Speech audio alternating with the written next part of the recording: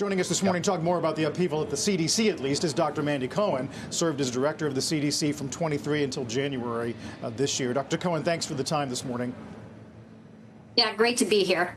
It sounds like you're actually maybe a little bit more interested in the resignations than the firing today.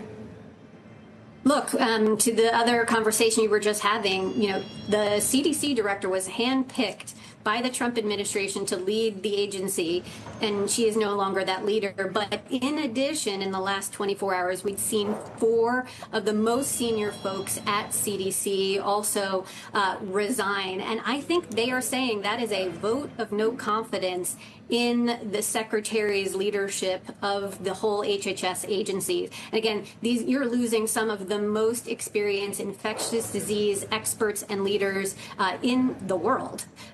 Now, look, CDC had work to do after the pandemic to be a better agency, to learn lessons. Under my tenure, that is what we were focused on, learning those lessons. You had folks who were working across administrations for many decades, as well as some new leaders who were really bringing effective, efficient leadership to the CDC. And now what we've lost is really significant. And I'm very concerned about what this means in terms of folks' ability to trust the CDC and for it to carry out its duties to protect health across our country and across the world. And also, you're on a business channel, corporate's ability to understand the policy movements. We've talked for years about what all this means for drug discovery and pricing and vaccines. Do you have a good handle? Could you explain to viewers what this so-called reckless policy execution was about? Did it focus on any one of those areas?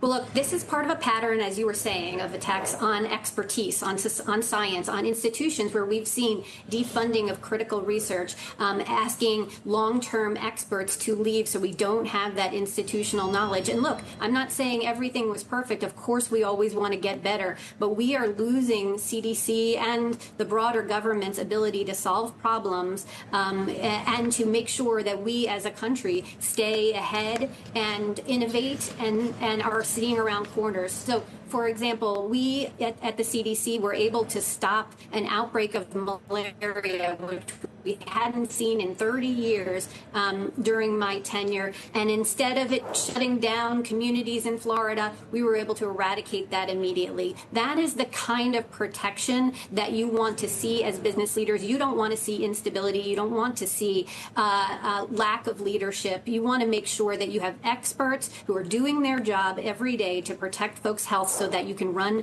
your businesses knowing that your employees are safe and healthy. I should mention that the U.S. Health Secretary Kennedy has been on Fox News in the last hour or so talking about the CDC. He says that the agency is in trouble, it needs to be fixed, that the leadership needs to be able to execute on Trump's agenda, and that some people shouldn't be working at the CDC anymore.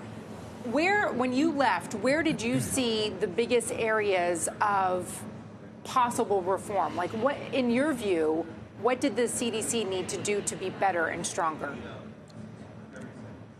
Look, the CDC was on a path of learning some really hard lessons from COVID, whether it was about making sure that we could execute on our laboratory work. We know that that was an issue right up front in the pandemic, or communicating more effectively and rebuilding trust. The good news, under my tenure, the trust in CDC had returned to pre-pandemic levels. But what we're seeing in these last number of months, this pattern of attacking the institution, of attacking the experts who are working and attacking the science that underlies these decisions is in fact making the institution not be able to function well. So it's doing the opposite of what he is intending. And I want to make sure that, yes, that the folks can do the work that they need to. And the fact that you had those senior leaders leave is they are signaling that there is a vote of no confidence in the secretary's leadership, and specifically around vaccine policy. I think that is the straw that broke the camel's back. back. It wasn't the only thing that I think was going on there, but we know we're in the midst of some really important vaccine policy making. And I think what you saw is that, they didn't want to see the path that we were on continue, and they didn't want to be a part of it. And that makes me very worried for where we are in the moment. And it's important for business leaders to understand that this instability and that this gap in leadership is something that will make their ability to keep their employees safe more challenging. Dr. Cohen, appreciate your time this morning. Thanks for coming on.